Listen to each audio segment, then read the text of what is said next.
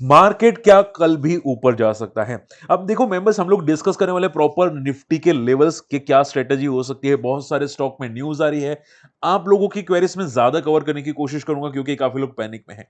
Okay, and सी आज भी दो वीडियो रखे हैं। मार्केट इंपैक्ट क्या हुआ इलेक्शंस की वजह से, मार्केट क्यों फॉल किया, क्या और फॉल कर सकता है, ये सभी चीजें डिस्कस की है। और हाँ, यहाँ पे वारे एनर्जीज आज फॉल किया, क्या सपोर्ट हो सकता है अगर किसी ने ट्राई किया है। प्रीमियम एजिस का स्टॉक, ट्रेंड का स्टॉक जो फॉल किया, मैंने थोड़ा डिटेल में डिस्कस किया है। अदानी ग्रुप के स्टॉक एमएससी इंडेक्स से बाहर है तो इसकी वजह से वो भी फॉल किए हैं। एंड देन हिंडलको का स्टॉक, तो कुछ स्टॉक डिस्कस किया, आप जाके चेकआउट कर सकते हैं। क्लियर। एंड देखो, मैं एक सिंपल चीज बताना चाहूंगा, थोड़ा समझिएगा, सुने ध्यान से कि देखो अभी अभी पैनिक करने का कोई फायदा नहीं है। ठीक है, अब पैनिक ना करो। मैं सिंपल बोलूंगा, पैनिक मत करो। ठीक है, पैनिक का टाइम जो था वो खत्म हो चुका है। अब थोड़ा रिलैक्स रहो। मान लो प्रॉफिट बुकिंग आ रही है, चलो कोई बात नहीं, ठीक है, कोई बात नहीं, ठीक है। लेकिन होता क्या है कि ऐसी प्रॉफिट बुकिंग में नीचे के लेवल से अच्छे स्टॉक पीक किए जाते हैं, अच्छे अच्छे स्टॉक्स। वो आज नहीं तो कल तगड़ा प्रॉफिट देंगे, बहुत बहुत तगड़ा प्रॉफिट देंगे। ठीक है, इतना जो आप एक्सपेक्टेड नहीं कर रहे थे। अब आप लोगों ने सोचा होगा ना कि भाई एफआई सेलिंग कर रहे हैं, एफआई कब आएंगे, कितने प्रॉफिट कराएंगे, कितने साल हो जाएंगे। देखो, वो सोचने से बेटर, ठीक है, बॉटम पे फिशिंग करो। एफआई के उसका पप्पा भी आएगा यहाँ पे इंडिया में, उसका पप्पा भी आएगा। ठीक है, इंडिया का ग्रोथ अभी भी है। ये जीएसटी कलेक्शंस काफी लाइफ टाइम हाई पे है। हर बार नए बजट में कुछ ना कुछ नया आ जाता है जो बोलते हैं ना कि एक बेनिफिट देता है यहाँ पे हर एक सेक्टर को। मैन्युफैक्चरिंग सेक्टर को यहाँ पे एक पुश देने की कोशिश करता है। तो होता क्या, गवर्नमेंट की नई नई स्कीम्स बहुत आ रही है, आगे जाके वो और प्रॉफिट कर सकती है। ठीक है, अभी सिर्फ वैल्यूएशन की वजह से प्रॉफिट बुकिंग कर रहे हैं। तो आप ये समझो कि फॉल में अच्छे स्टॉक कहां पे देखे, कौन सा सेक्टर अच्छा है, कौन सा स्टॉक अच्छा है, किसका ग्रोथ ज्यादा है, वो स्टॉक पिक करो। बात समझ में आ रही है? वो स्टॉक में आपको जादुई मंत्र मिल सकता है। देखो, वो स्टॉक भी फॉल करेंगे फॉलिंग मार्केट में, ऐसा नहीं बोलूंगा कि वो स्टॉक भी ऊपर जाएंगे। ठीक है, लेकिन पॉइंट क्या जाता है कि फॉल करने के बाद जैसे ही मार्केट रिकवर करेगा, आपका स्टॉक सबसे पहले भागना चाहिए। अगर आपका स्टॉक सबसे पहले भाग रहा है, यानी कि आपने अच्छे स्टॉक में पिक किया है। ठीक है, चांसेस है 80% चांसेस आपने अच्छे स्टॉक पिक किए हैं। तो फॉलिंग मार्केट में वन शॉट आंसर, पैनिक ना करो। ठीक है, जो होना था हो चुका है। ज्यादा फॉल एक्सपेक्टेड नहीं है। एफवाई भले बाढ़ में जाए, कहीं पे भी जाए, मार्केट में वो घूम फिर के यहीं पे आने वाला है। ठीक है, और ज्यादा से ज्यादा 22,800 पे उसका फादर भी आएगा। ठीक है, तो पैनिक बिल्कुल भी ना करो। बात समझ में आ रही है? तो रिलैक्स रहना, शॉर्ट एंड सिंपल में। चलिए, अब बात करते हैं यहां पे सर कल क्या कर सकते हैं। देखो, ये बात हो गई इन्वेस्टर्स की जो मैंने अभी तक बात की। अब बात करते हैं ट्रेडर्स की।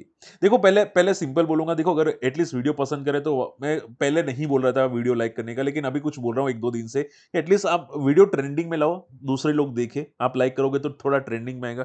एटलीस्ट कुछ करो अभी। ठीक है, मैं भी ट्राई करता हूं। मैं भी जैसे कि बोला कि मेरे ब्रदर कल लाइव आने वाले दूसरे चैनल में, तो आप अगर नहीं है टेलीग्राम में तो वहां पे जाके ज्वाइन कर सकते हैं। वो लिंक मैं आपको फॉरवर्ड करवा दूंगा। देखते हैं, मार्केट की कंडीशन साथ में डिस्कस करते हैं।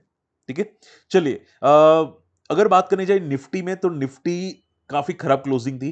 प्रीवियस डे का लो भी तोड़ा है, आई थिंक हाई तोड़ने से रह गया। प्रीवियस डे का तो लो काफी तगड़ा तोड़ा है।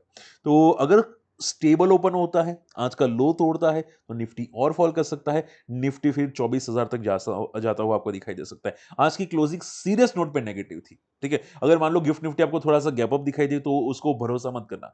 सीरियस नोट पे भरोसा मत करना। ठीक है, अगर निफ्टी गिफ्ट निफ्टी 100 पॉइंट ऊपर हो तो ही देखना, या 200 पॉइंट, बाकी बिल्कुल भी भरोसा मत करना।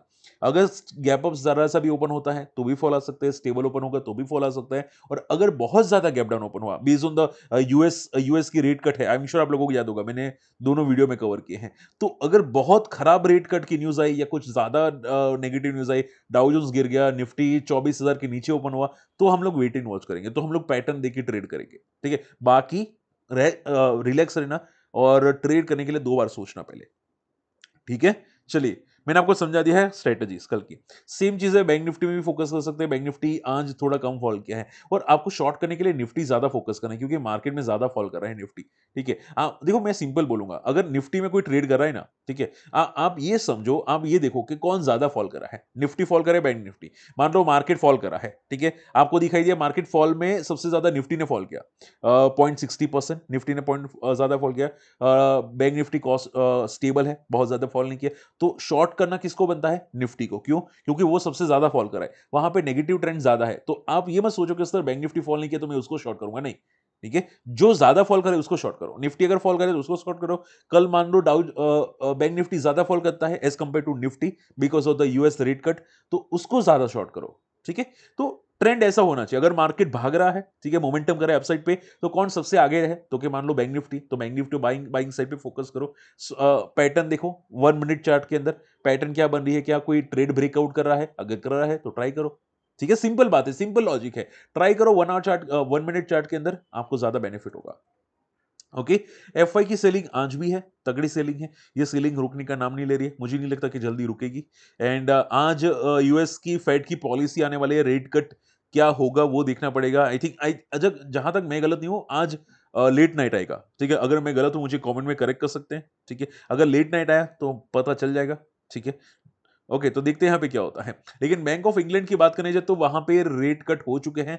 आप देखोगे यहाँ पे रेट बाय क्वार्टर पॉइंट, ठीक है, 0.25 बेसिस पॉइंट रेट कट होते हुए दिखाई दिए, विच इज गुड। ठीक है, तो देखते हैं यहाँ पे क्या होता है, हमारा मार्केट क्या रिएक्ट करता है वो देखेंगे। एंड हमारा जो आरबीआई है, ठीक है, आरबीआई गवर्नर है, उन्होंने तो क्लियर बोल दिया कि हमारा रेट कट अभी तो नहीं होगा, पता नहीं वो कब करेंगे। ठीक है, तो देखते हैं यहाँ पे क्या होता है। यथार्थ हॉस्पिटल की बात करने जाए तो यथार्थ हॉस्पिटल, देखो इसके नंबर्स काफी अच्छे हैं। ग्रोथ 12% का है year to year, quarter to quarter बहुत ही नॉमिनल ग्रोथ है।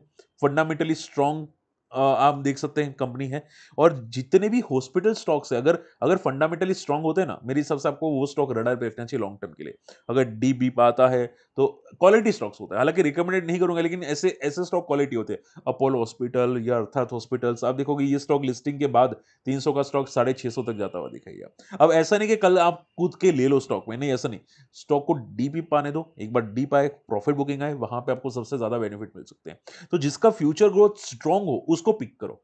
ठीक है, जिस आपको लगता है कि भाई इसका केस का पप्पा भी भागेगा, ऐसा ऐसा स्टॉक पिक करो। ठीक है, कि भाई अगर मार्केट रिकवर करेगा, अगर कंपनी रिकवर करेगी, अगर आरबीआई गवर्नर रेट कट करेगा, तो सबसे बेनिफिट इस ये कंपनी को होगा। इसका इंटरेस्ट ज्यादा ज्यादा है, ये प्रॉफिट ज्यादा अच्छा कर रही है, तो वो स्टॉक सबसे ज्यादा भागेगा। ठीक है, ऐसे ऐसे स्टॉक ढूंढो जो बॉटम पे है।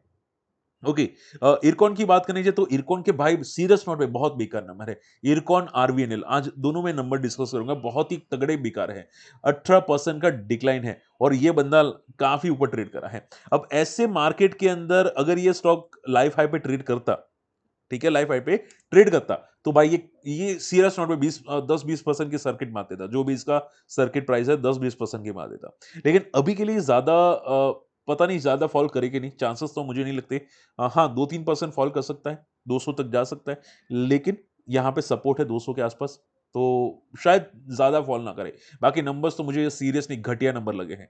इतने खराब नंबर के भाई, गवर्नमेंट जो पॉलिसीज लॉन्च कर रही थी, पता नहीं इसको क्या हुआ कि ये ग्रोथ ही नहीं कर पा रहा ईयर टू ईयर।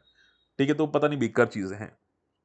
अच्छे नंबर से याद आया, लुपिन के बहुत तगड़े नंबर है, आप देखोगे सेल्स में 13% का ग्रोथ है और नेट प्रॉफिट में 74% का। देखो बहुत कम फार्मा स्टॉक्स होते हैं जो अच्छे प्रॉफिट करते हैं। एक टाइम पे लुपिन कचरा स्टॉक था, कोई कोई लेने को रेडी नहीं था। ये स्टॉक आप देखोगे 2016 के बाद स्टॉक 750 पे था, लेकिन 750 से फिर वापस यहाँ पे जाता हुआ दिखाई दिया। अब ये डबल टॉप एक टाइप का। ठीक है, तो यहाँ पे क्या कंसोलिडेट करेगा वो देखना पड़ेगा। शॉर्ट एंड सिंपल में कोई भी फार्मा स्टॉक्स अगर लेते हैं आप, ठीक है, तो ट्राई कीजिए बॉटम पे फोकस कीजिए। अच्छे फार्मा स्टॉक्स बॉटम पे बहुत अच्छे होते हैं। ठीक है, लॉन्ग टर्म प्रॉफिट देखे जाते हैं, जैसे कि मान लो कि अपोलो हॉस्पिटल हो गया, यथार्थ हॉस्पिटल हो गया, मार्कन्स फार्मा हो गया, मॉर्फेन लैब हो गया। मॉर्फेन लैब भी मैंने आपको बहुत बार समझाया था। ठीक है, कि स्टॉक को 30-40 से देखो, अगर 30 से देखते हो तो 3 गुना हो चुका था। ठीक है, तो ऐसे जो क्वालिटी स्टॉक्स होते हैं, नीचे देखो, ऊपर ऊपर देखने का बेवकूफी हो जाती है अगर ऊपर देखोगे स्टॉक को। ओके, तो ये सभी स्टॉक्स मुझे पता, जहां तक मुझे पता है पैटर्न्स होती है। ये फार्मा सेक्टर्स प्रॉफिट करते ही करते हैं, profit booking from the top. Even जो स्टील सेक्टर के स्टॉक होते हैं, टाटा स्टील, मैंने आपको पहले भी समझाया था कि कमोडिटी की प्राइस जब ऊपर जाती है स्टॉक ऊपर जाते हैं, लेकिन जब कमोडिटी प्राइस नीचे जाती है, टाटा स्टील, हिंडलको, सील, वो सभी गिरते हैं, तगड़े गिरते हैं। ठीक है, आधे हो जाते हैं, उतने गिरते हैं। तो ये सेम चीज आपको ध्यान में रखनी चाहिए। ठीक है, फार्मा, स्टील, कोई भी सेक्टर, ये दो सेक्टर ऊपर बिल्कुल भी फोकस ना करे। ओके, थोड़ा कॉशियस रहना है। आरवीएनएल की बात करनी चाहिए, इसके भी बेकार नंबर है, जैसे कि मैंने समझाया, सेम 18% का डिक्लाइन है। तो प्रॉब्लम है, मुझे लगता है ये भी कल फॉल कर सकता है। अब ये स्टॉक ज्यादा गिरा नहीं है, तो हो सकता है ये ज्यादा फॉल करे। ठीक है, तो इसको देखना पड़ेगा अभी के लिए, शायद 400 को टेस्ट करें, देखते हैं कल कितना फॉल होता है और बेस्ड ऑन द क्लोजिंग हम लोग को देखना पड़ेगा। लेकिन देखो लॉन्ग टर्म सभी जानते हैं कि रेलवे में सबसे ज्यादा बेनिफिट होगा, तो अभी हाँ थोड़े ओवर वैल्यूड है, अगर नीचे आते हैं तो बेनिफिट हो सकता है। ठीक है, अभी के लिए थोड़ा कॉशियस रहना स्टॉक के अंदर। अभी देखो 77 की पी है, पहले 7 की पी था 3 साल पहले अप्रोक्सीमेटली, कोई लेने को रेडी नहीं था, आज 77 पे सब पागल हो रहे हैं। तो पॉइंट है, ये बोलते हैं ना पैसों का खेल है, जो स्टॉक भागते हैं उसके भी लोग पीछे भागते हैं, सेम चीज। ठीक है, तो थोड़ा कॉशियस आपको रहना है, स्टॉक ऐसे स्टॉक के पीछे ना भागो जो ओवर वैल्यूड है। चलिए फटाफट आप लोगों की क्वेरीज लेना चाहता हूं मैं, जीएसडब्ल्यू होल्डिंग सर और कितना भाग सकता है। मैं देखो सिंपल वर्ड बोलूंगा, स्टॉक के पीछे पीछे जाओगे तो स्टॉक गिर जाएगा, ठीक है, जैसे कि वारी गिरा था। ठीक है, हाँ अगर अगर आप सही टाइम पे फोकस करोगे तो स्टॉक ऊपर जा सकता है। जैसे कि मैंने आपको GSW holding I think yesterday ही मैंने आपको बताया था कि ये और ऊपर जा सकता है। आज ही 16% चला गया एक दिन में। लोग को 16% का प्रॉफिट शायद एक महीने में मिलता है, 3 महीने में, ये बंदे ने एक दिन में दे दिया। अब वर्टिकल जा रहा है तो उसका फादर भी प्रॉफिट बुकिंग करेगा। ठीक है, अब कल करे या परसों करे वो कहना मुश्किल है। ठीक है, तो डीप आ सकता है, 20 DMA को सपोर्ट ले सकता है, फॉल आ सकता है। अब मैं नहीं बोलूंगा कल आएगा परसों, लेकिन हाँ डीप आएगा तो थोड़ा कॉशियस रहना। थोड़ा वर्टिकल है, जब भी जाता है वर्टिकल प्रॉफिट फॉल करता है तो फॉल करता है, मुझे लगता है कि एक बार आ सकते हैं नीचे। हाँ ये बंदे में दम बहुत तगड़ा है, मुझे लगता है ये ब्रेकआउट है, लेकिन प्रॉफिट बुकिंग करेगा एक बार के लिए, 10,000 के 12,000 के शायद आसपास आए। ठीक है, तो डीप में फोकस कर सकते हैं, मुझे लगता है कि भाई एक एक शायद लॉन्ग टर्म ब्रेकआउट हुआ है स्टॉक का, लेकिन प्रॉफिट बुकिंग छोटी तो करेगा, टेम्पररी भी है। ठीक है, देखो हर स्टॉक मेरा, आप कंफ्यूज मत होना कि सर आप ब्रेकआउट भी बोल रहे हैं, प्रॉफिट बुकिंग भी बोल रहे हैं। मेरा पॉइंट ये है कि स्टॉक इतना जाने वाला है ऊपर, मान लो इतना जाने वाला है, लेकिन यहां पे अभी स्टॉक है, ठीक है, यहां से भाग रहा है, तो इतना भागा तो प्रॉफिट बुकिंग तो आएगी ना। ठीक है, इतनी प्रॉफिट बुकिंग आएगी, मेरा पॉइंट ये है। ठीक है, तो यहां से ऊपर जाना है तो टाइम ले सकता है, लेकिन अभी ये एक लेवल पे है जहां से थोड़ा प्रॉफिट बुकिंग करे। आई आई होप ये पॉइंट क्लियर है। ठीक है, अमित जी का क्वेश्चन था एलसीडी इन्वेस्टमेंट में क्या प्रॉफिट बुकिंग आ सकती है। देखो मैं कंफर्म नहीं कह सकता, लेकिन मुझे लग रहा है कि हो सकती है प्रॉफिट बुकिंग। ठीक है, क्यों, हालांकि स्टॉक का बुक वैल्यू अभी भी 5-5.5 लाख का है book value, which is strong positive, लेकिन 2 बार सर्किट ब्रेक हुई कल। मैं एज अ डिस्क्लेमर मैंने एंट्री की थी कल स्टॉक के अंदर, वहां पे सर्किट ब्रेक हुई। आज भी सर्किट ब्रेक हुई। मैंने कल एंट्री की थी एक लॉट में और 15,000 का एक दिन में प्रॉफिट मिला विद इन 1 डे, तो मैंने प्रॉफिट बुक किया। अब देखो आप सोचो रोज ऊपर जा रहे हैं, क्या मैं होल्ड नहीं कर सकता था, रोज सर्किट में जा रहे हैं, रोज मुझे 15,000 16,000 17,000 का प्रॉफिट मिल सकता था, जिस तरह से स्टॉक की प्राइसिंग अप होती है। ठीक है, मैंने क्यों आज एग्जिट किया, क्योंकि स्टॉक की सर्किट ब्रेक हो रही थी। ठीक है, तो हो सेलर्स हावी हो रहे थे, बोल रहे हैं सेलर हावी हो रहे थे, तो हो सकता है सडनली एक बार प्रॉफिट बुकिंग आ जाए स्टॉक और एक दो बार लोअर सर्किट मारने की कोशिश करे। अगर सेलर हावी होंगे तो प्रॉफिट बुकिंग हो सकती है। ठीक है, सेलर हावी होंगे तो प्रॉफिट बुकिंग हो सकती है। तो कहना मुश्किल है। ठीक है, लेकिन देखो मेरा व्यू, अगर मुझे लगता है कि शॉर्ट टर्म के अंदर ये स्टॉक फॉल करेगा तो मैं एग्जिट कर लेता हूं। ठीक है, अगर मुझे लगता है कि शॉर्ट टर्म में ऊपर जाएगा तो मैं ट्रेल कर लेता हूं स्टॉप लॉस को। तो टेम्पररी में ऐसा नहीं बोलूंगा लॉन्ग टर्म, लेकिन टेम्पररी वॉल्यूम्स जिस तरह से सेलिंग के आ रहे हैं, हो सकता है शायद प्रॉफिट बुकिंग करे। ठीक है, मैं कंफर्म नहीं बोल सकता, वापस बोलूंगा कोई कंफर्मेशन नहीं है। और बुक वैल्यू बहुत तगड़ी है स्टॉक की। ओके, और बुक वैल्यू से लोग डबल ऊपर रहते हैं। देखो एक लास्ट पॉइंट है, रिलायंस इंडस्ट्रीज की बुक वैल्यू 600 की है, स्टॉक है 1300 पे। ठीक है, यानी कि बुक वैल्यू से ज्यादा ऊपर रहना चाहिए। फिर मैं मान लो मैं यहां पे वारी रिन्यूअल की बात करता हूं, वारी रिन्यूअल का stock current price 1700, book value 30 की, तो बुक वैल्यू से ज्यादा स्टॉक ट्रेड करते हैं। ये बंदा 6.25 लाख की बुक वैल्यू है, 3 लाख पे ट्रेड करा है, तो बुक वैल्यू से तो ज्यादा ट्रेड करना चाहिए। तो as compare to book value, as compare to profit, as compare to market cap, ये ऊपर ट्रेड करना चाहिए। लेकिन अब मान लो शॉर्ट टर्म में प्रॉफिट बुकिंग आए तो क्या कह सकते हैं, ठीक है ना, समझ में ही बात है, तो हो सकता है शॉर्ट टर्म में प्रॉफिट बुकिंग आए, तो कॉशियस रहना आप भी। बाकी तो आप या तो ट्रेल करके चल सकते हैं, क्योंकि देखो बी सेगमेंट में है तो सेम डे को एंट्री करोगे एग्जिट नहीं कर पाओगे। हाँ अगर कल कर दिया है तो शायद परसों या नरसों आप एग्जिट कर सकते हैं, आपको वॉलेट लगा तो एग्जिट कर सकते हैं, नहीं लगा तो ट्रेल कर सकते हैं, सिंपल बात है। ठीक है, वार एनर्जीज का बताइए सर, आई बाय यस्टरडे। देखो मैंने आपको वीडियो में मेंशन कर दिया है, आप मेरा वीडियो अभी लेटेस्ट देखिएगा, मैंने लेटेस्ट वीडियो यहाँ पे रखा है आई थिंक सो, वहां पे आप जाके चेकआउट कर सकते हैं। वारी के बारे में मैंने आपको समझाने की कोशिश तो की है कि क्या हो सकता है। अदानी एनर्जी सॉल्यूशन क्या बाय कर सकते हैं, देखो अदानी ग्रुप में जब तक मोमेंटम ना हो तब तक तो मैं रिस्की बोलूंगा। देखो हाँ बॉटम आउट है, मैं बोल सकता हूँ छोटा मोटा डीप होगा, बॉटम आउट है definitely based on the charts. आप देखो यहाँ पे चार्ट्स क्या बोल रहे हैं, क्लियर कट ये रेंज बाउंड है, पर पॉइंट ये है कि कितने साल रेंज बाउंड रहेगा, 1 साल, 2 साल, 3 साल, वो कहना मुश्किल है। ठीक है? अगर आपको फंड स्टक करवाने हैं, आपको लगता है कि बॉटम पे पीक कर रहे हैं, ये कल भागेगा, परसों भागेगा, तो आप ट्राई कर सकते हैं। ठीक है? लेकिन आपको लगता है कि शायद सर 2 साल ना भागे, तो मैं 2 साल होल्ड करूँ या दूसरा स्टॉक लूँ? तो मेरे हिसाब से तो आपको दूसरा स्टॉक फोकस करना चाहिए, अगर 2 साल मोमेंटम नहीं करता तो। ठीक है? तो बेटर स्टॉक को स्विच करना सीखो। ठीक है? बाकी हाँ, बॉटम आउट तो है। ठीक है? लेकिन टाइम लेगा, मे बी 1-2 साल, क्या पता कितना टाइम ले।